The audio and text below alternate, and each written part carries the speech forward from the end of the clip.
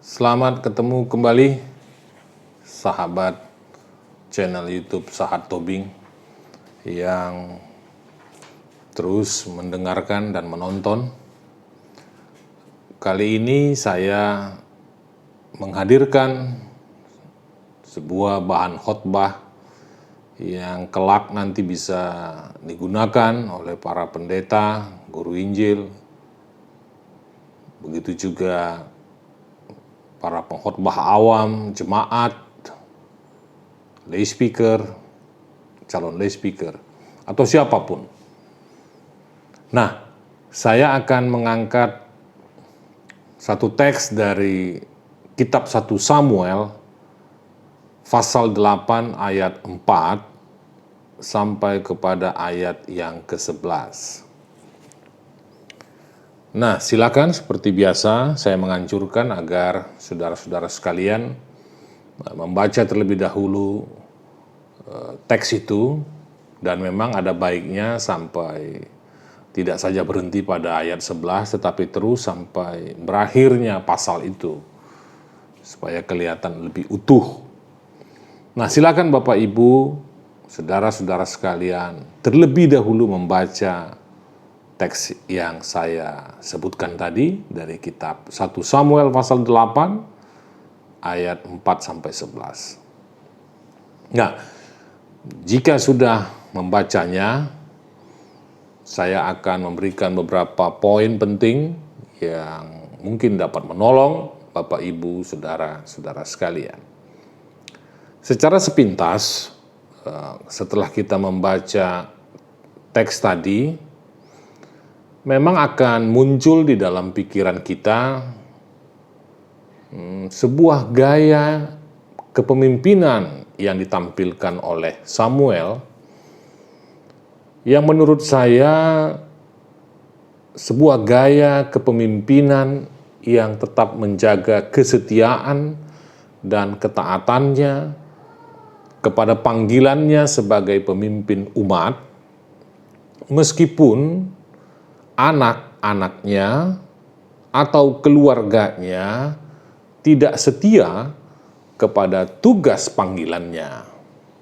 Karena bisa kita lihat bahwa memang anak-anak Samuel itu dijadikan oleh Samuel sebagai pejabat-pejabat, sebagai hakim bagi bangsa Israel. Nah, itu bisa kita lihat bagaimana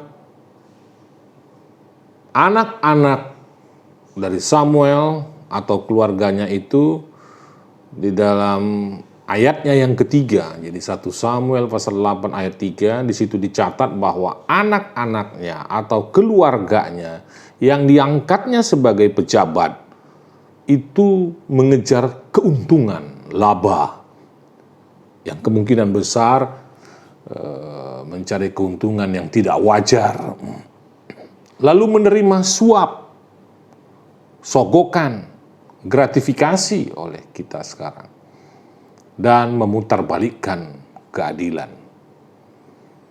Saudara-saudara sekalian, dalam hal ini memang kita bisa melihat bahwa Samuel itu gagal menjalankan kepemimpinannya, gagal di dalam melakukan pengkaderan kepada anak-anaknya. Mengapa? Karena Samuel menutup mata atas perilaku nepotismenya, sehingga ketika keluarganya melakukan tindakan yang bertentangan dengan mandat dari Allah, Samuel sepertinya tidak menghukum anak-anaknya atau keluarganya.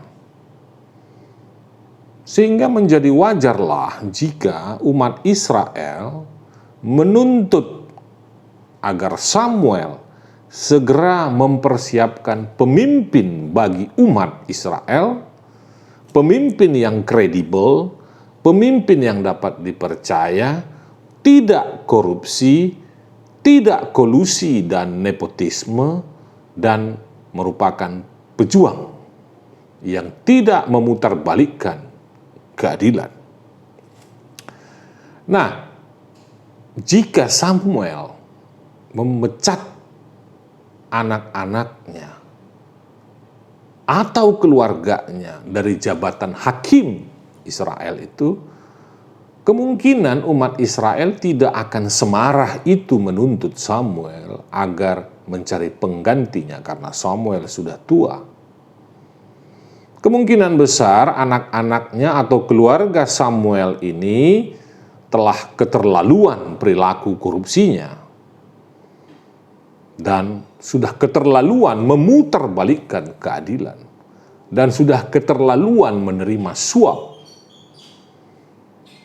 Dan ini kan sangat berbeda dengan gaya kepemimpinan Samuel yang berhasil memimpin bangsa ini menjadi bangsa besar. Jadi di situ kita bisa soroti.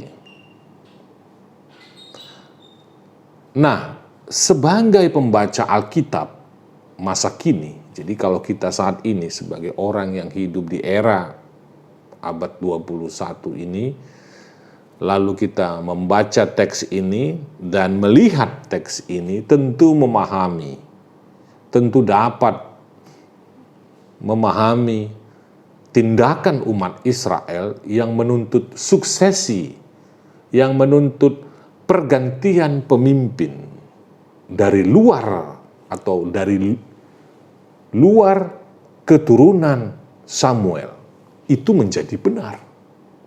Tuntutan itu menjadi benar. Mengapa? Karena perilaku korupsi, kolusi, nepotisme yang dilakukan oleh anak-anak Samuel atau keluarga Samuel ini sudah memiskinkan dan menyengsarakan umat Israel. Sehingga tuntutan umat Israel kepada Samuel adalah agar Samuel sesegera mungkin mencari penggantinya yang kelak akan menjadi raja atas mereka di luar keturunan Samuel. Sebenarnya umat Israel masih menghargai Samuel sebagai pemimpin mereka. Ya, karena masih diminta agar Samuel mencari penggantinya. Artinya masih sopan, masih mempertimbangkan tata krama umat Israel, memberikan wewenang kepada Samuel untuk mencari penggantinya.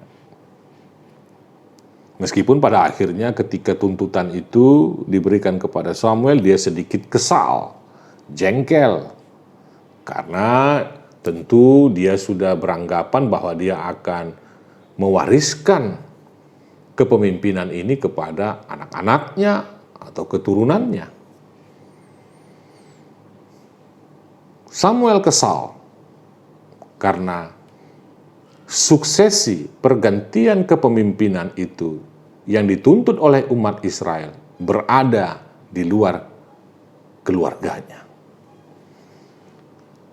Sementara suksesi teokrasi dimungkinkan turun kepada keturunannya. Nah, disinilah menjadi masalah, saudara-saudaraku. Anak-anaknya atau keluarganya tidak layak menjadi pengganti Samuel yang sudah tua ini. Karena perilaku mereka sebenarnya juga bertentangan dengan prinsip keadilan Allah. Nah, itu sebagai kita pembaca masa kini bisa melihat konflik batin yang ada di dalam umat Israel dan konflik batin yang ada di dalam diri Samuel itu sendiri. Nah, oleh penulis kitab Samuel yang dikesankan pro status quo, ya, Samuel berdoa memohon petunjuk kepada Allah. Samuel meminta petunjuk dari Allah perihal tuntutan umat Israel yang meminta pergantian kepemimpinan sesudah Samuel. Nah, dialog yang dihadirkan oleh penulis kitab 1 Samuel, dialog doa yang dilakukan oleh Samuel kepada Allah di dalam doanya itu, meskipun sebetulnya kita tidak mengetahui apa isi doanya, tetapi kan penulis kitab 1 Samuel ini menghadirkan Allah yang dikesankan membela Samuel dengan cara melegitimasi kepemimpinan Samuel. Kalau di ayat 7 disebut, kalau umat Israel menolak Samuel, maka itu sama dengan menolak aku. Itu sama dengan menolak Allah. Itu di ayat 7. Tentu kita sebagai pembaca masa kini sebenarnya dapat melihat bahwa umat Israel itu sebetulnya tidak menolak Samuel, tetapi memberi wewenang kepada Samuel untuk mencari penggantinya sendiri. Hanya saja, jangan dari keturunan Samuel. Jangan dari anak-anaknya Samuel. Ataupun dari keluarganya sendiri. Sehingga perkataan di dalam ayat 7 munculkan, Allah berfirman, dengarkanlah perkataan bangsa itu dalam segala hal yang dikatakan mereka kepadamu. Nah, ini menjadi pertimbangan penting bagi Samuel. Dengarlah perkataan bangsa itu. Dengarkanlah perkataan umat itu yang menuntut itu. Umat Israel itu. Jadi ini menjadi pertimbangan penting bagi Samuel. Bahwa artinya tuntutan umat Israel itu ada benarnya. Nah, Samuel yang dihadirkan pasca atau sesudah dia berdoa meminta petunjuk Allah atas keinginan umat Israel menjadi sesuatu yang penting dalam kisah pergantian kepemimpinan Samuel. Kepemimpinan umat Israel. Samuel menyadari bahwa anak-anaknya atau keluarganya tidak dapat menjadi penggantinya. Karena perilaku mereka sangat bertentangan dengan prinsip keadilan Allah atas umat atau bangsa Israel. Dalam hal ini, saya melihat bahwa Samuel menjadi contoh terbaik bagi kita. Bahwa seorang pemimpin yang memiliki hikmat Allah itu bersedia meletakkan jabatan prestisius. Yang seharusnya jabatan itu diserahkan kepada keluarganya sendiri. Nah, itu justru diserahkan kembali kepada umat Israel. Diserahkan untuk dilakukan proses pemilihan secara demokratis. Tuntutan umat Israel atas pengganti Samuel pun diwujudkannya setelah Samuel memohon hikmat dari Allah. Jika kita lihat di ayat 9 dan lihat juga ayat 21 dan 22. Ayat ini memberi kesan bahwa Samuel adalah seorang pemimpin yang bijaksana dan di mana letak kebijaksanaannya? Karena dia mampu menyerahkan kepemimpinan umat Israel itu kepada publik. Samuel berhasil mengkoreksi dan paling tidak memberi kesan bahwa anak-anaknya atau keluarganya tidak layak menjadi pemimpin umat Israel karena perilaku mereka mengejar laba, mengejar keuntungan, memanfaatkan jabatan untuk mencari keuntungan, ya, menerima suap, menerima gratifikasi, ya mungkin saja itu diberikan oleh kelompok-kelompok bangsawan dan mengorbankan orang miskin. sehingga terjadi jual beli perkara, memutarbalikkan keadilan, mafia hukum, yang salah dibenarkan, yang benar disalahkan. Saudara-saudaraku sekalian, sekarang apa yang menjadi pesan bagi kita? Contoh gaya kepemimpinan Samuel ini bisa dijadikan sebuah referensi, sebagai sebuah rujukan bahwa meskipun seharusnya jabatan Samuel itu diserahkan kepada anaknya atau keluarganya, tetapi karena dia sadar betul anak-anaknya, keluarganya melawan kehendak Allah, perilakunya bertentangan dengan kehendak Allah, dia pun rela memberikan wewenang kepada umat Israel untuk mencari penggantinya. Apa pesannya bagi kita?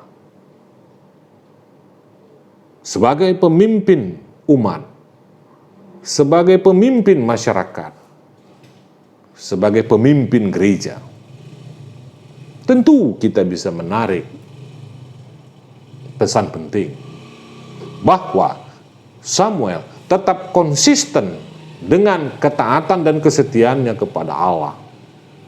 Ketika dia mau mendengar petunjuk Allah bahwa ketika anak-anaknya, ketika keluarganya melakukan praktek-praktek korupsi, nepotisme, dan kolusi, dia menolak dan dia lebih mendengar, lebih kritis terhadap tugas pelayanan yang selanjutnya akan dia serahkan kepada orang lain.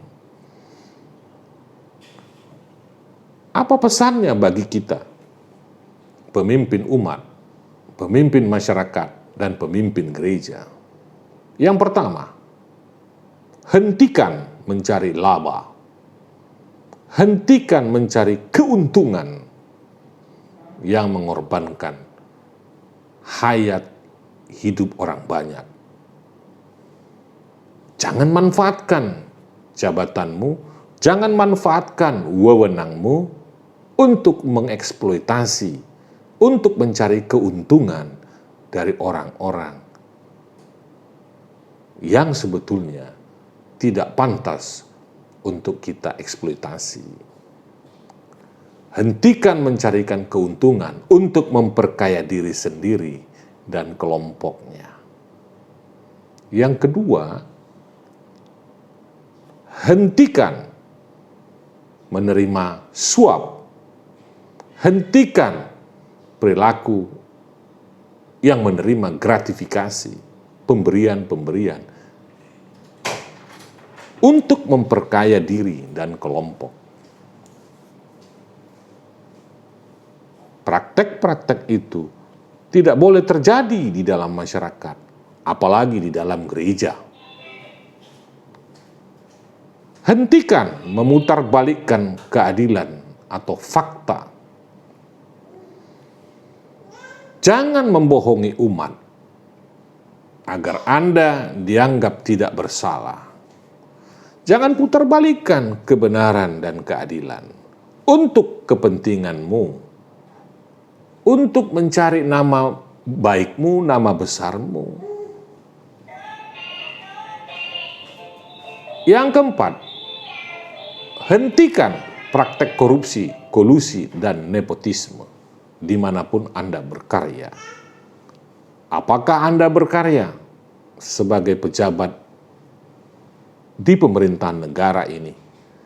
Apakah Anda sebagai pejabat gereja? Hentikan praktek korupsi, kolusi, nepotisme. Dan yang terakhir, milikilah hikmat Allah. Memiliki hikmat Allah seperti yang diperlihatkan oleh Samuel yang menerima kenyataan bahwa Allah pun tidak dapat toleran kepada perilaku anak-anak atau keluarganya untuk menjadi pengganti, untuk menjadi penerus kepemimpinan Samuel. Samuel menerima kenyataan itu. Ketika Samuel menerima kenyataan itu, itulah memperlihatkan bukti bahwa Samuel tetap menjaga panggilannya dan tetap setia kepada Allah, meskipun keputusan itu tidak menguntungkan keluarganya. Contohlah Samuel. Kiranya bahan ini dapat menolong Bapak, Ibu, Saudara-saudara sekalian di dalam mempersiapkan khotbah. Tuhan memberkati, tetap jaga kesehatan, jaga mulut dan jaga hati. Tuhan memberkati.